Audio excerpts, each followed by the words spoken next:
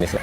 Siapa aja tuh? Semua. Teman Ya gue siapa? beli. Gue aja kagak ada gratisan, gue beli sendiri. 8 tiket beli tambah 50, beli grandstand, beli deluxe suite. Nah, beli sendiri. Enggak, yang untuk yang paling mahal Royal Suite seorang Ahmad Sahroni beli berapa? Beli 120. 120? Dibuang semua dong. Oh, enggak lah, karena temannya banyak jadi pada bagi-bagi gitu.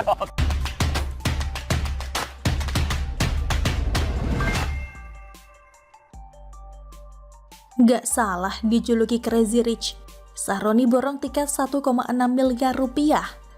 Ditulis oleh Papa Dimas dari siwar.com.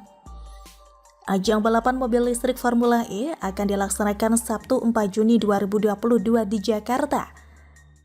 Akan ada 20.000 penonton yang akan hadir untuk menyaksikan balapan yang pertama kali digelar di ibu kota Indonesia itu.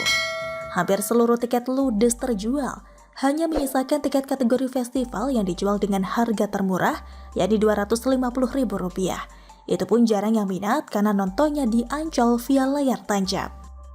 Ternyata Ahmad Sahroni memborong beberapa tiket Formula E dari beberapa kategori dan jumlahnya nggak sedikit. Pantas saja tiketnya ludes terjual. Hal ini terungkap saat jurnalis senior Kompas TV Aiman Wicaksono melakukan liputan eksklusif ke Jakarta E-Prix Circuit Ancol. Liputan itu dikemas dalam program Aiman yang ditayangkan di kanal YouTube milik Kompas TV. Saat Aiman menanyakan letak tribun mulai dari kelas grandstand hingga kelas Royal Suite, Ahmad Sahroni menjelaskan secara gamblang tanpa sungkan. Untuk kelas termahal Jakarta Royal Suite, tiket seharga Rp10 juta. Ahmad Sahroni membeli sebanyak 120 biji. Untuk kelas grandstand seharga Rp750.000, ia memborong sebanyak 50 biji. Sementara untuk kelas sirkuit festival seharga Rp450.000, ia memborong sebanyak 500 biji. Jadi total ia memborong sebanyak 670 biji tiket. Jika dirinci dan dikalikan nilai rupiahnya, maka Royal Suite 120 kali Rp10 juta sama dengan 1,2 miliar rupiah. Grandstand 50 kali Rp750.000 sama dengan Rp37,5 juta. Sirkuit festival 500 kali Rp450.000 sama dengan Rp225 juta.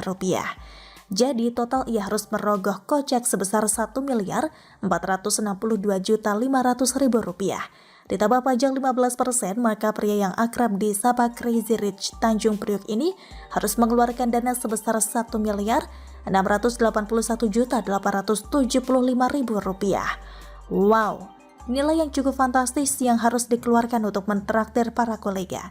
Sebab saat ditanya Aiman bahwa tiket diborong sendiri, Sahroni mengatakan bahwa tiket ini akan dibagi-bagi kepada rekan-rekan dan timnya. Gak salah memang memilih Ahmad Sahroni sebagai ketua panitia balap Formula E ini. Sebab dengan kesultanannya sebagai orang terkaya setanjung Priok, ia bisa membuat semua kategori tiket terjual ludes. Sehingga cara ini akan terlihat sukses karena animo penonton yang cukup tinggi. Gak ada yang salah memang dengan aksi borong yang dilakukan oleh Sahroni. Dan saya yakin masih banyak pengusaha lain atau bahkan pejabat di lingkungan Pemprov DKI Jakarta melakukan hal yang sama. Bahkan bisa jadi melakukan dengan terpaksa. Menjadi salah ketika ini diklaim sebagai sebuah kesuksesan berdasarkan hasil penjualan tiketnya saja, dengan mengesampingkan kekurangan di banyak sektor, termasuk tiang penyangga atap tribun yang sempat ambruk. Semoga balapan ini sukses terselenggara, lancar dan tidak ada halangan sedikit pun.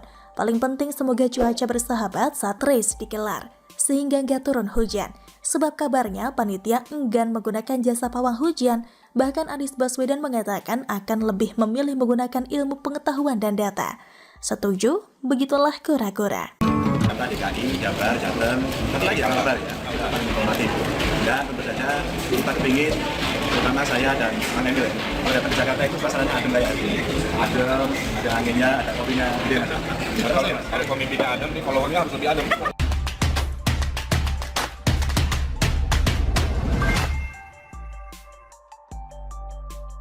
Ganjar seperti Susi, jago medsos sedikit kerja. Rakyat tidak punya idola, jadi milihnya dia. Ditulis oleh Rizal dari siwar.com. Ganjar, Ridwan Kamil, dan Anies Baswedan. Ketiganya adalah gubernur dengan cakupan wilayah yang berbeda. Namun, ketiganya punya panggung yang serupa. Medsos yang gembita, semua publik menyoroti mereka. Seolah tidak ada sosok lain di antara mereka bertiga. Iya, karena publik hanya disajikan dongeng oleh kemasan medsos mereka. Apa sih fungsi medsos buat orang Indonesia? Pamer harta rata-rata bukan? Pamer kebahagiaan padahal mereka tidak bahagia. Sebuah frame ditampilkan yang tercantik seolah menggambarkan mereka sempurna, padahal aslinya biasa saja. Itulah rata-rata fungsi medsos, menampilkan tampilan hasil kerja keras tim editing dalam setiap scene dengan cut and action yang dibangun berdasarkan dialog atau naskah. Lalu publik menerima informasi tersebut layaknya kebenaran, karena ketika publik memiliki mata untuk melihat, mereka jadi percaya. Publik suka lupa bahwa pesulap juga suka memainkan ilusi mata. Tapi lucunya banyak yang percaya pesulap memakai ilmu sihir hitam dan sebagainya.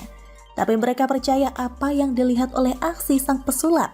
Itulah psikologis dasar manusia. Berdasarkan dari teori itu, ketiga tokoh di atas ialah serupa. Mereka bertiga punya medsos yang elegan, punya penyampaian informasi yang luar biasa. Ketiganya juga punya klaim luar biasa atas kepemimpinan mereka di daerah yang mereka kuasai. Tapi lagi-lagi mereka layaknya pesulap, menyajikan sebuah trik untuk dinikmati penontonnya, membuat penontonnya terbuai dan terpesona. Jadi publik tidak bisa melihat fakta-fakta yang ada. Ganjar adalah idola kubu pecinta Jokowi. Anies adalah kubu pecinta 212. Ridwan Kamil kehilangan pasar di antara keduanya, jadi dia tunduk di bawah Erlangga. Ketika kita bicara soal Ganjar yang diidolakan rakyat, sesungguhnya itu bentuk interpretasi masalah, di mana rakyat sesungguhnya tidak punya sosok yang mereka percaya. Jika capres tunggal diisi oleh Puan Maharani, maka tentu anggapannya akan serupa dengan Mak Banteng sebagai presiden terdahulu. Publik enggan percaya Puan. Lantas siapa? AHY. Terlalu cepat dan terlalu mudah untuk memasuki bursa pilpres dikala dia belum punya masa yang banyak di seluruh Indonesia.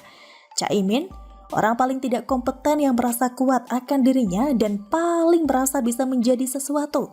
Sebuah presiden buruk untuk rakyat bila Caimin jadi presiden. Maka tak heran para ketum parpol mencoba mengusung diri mereka masing-masing.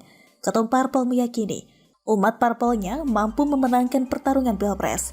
Karena mungkin menurut sudut pandang mereka, yang dibutuhkan dalam bursa presiden nanti adalah kesulitan anggota partai yang bekerja untuk mengkampanyekan mereka. Istilahnya, rakyat itu cuma suara purbakala, dibayar dengan sedikit duit, pasti akan bisa kasih suara. Itulah mengapa Ganjar, Anies bisa jadi sosok idola lain di masyarakat. Karena semua sedang berusaha mencalonkan diri, tapi tidak ada calon yang kompeten. Ganjar belum mampu membuktikan kinerjanya sebagai gubernur Jateng yang kompeten. Ganjar, apa kinerjanya 8 tahun jadi gubernur selain main di medsos, apa kinerjanya?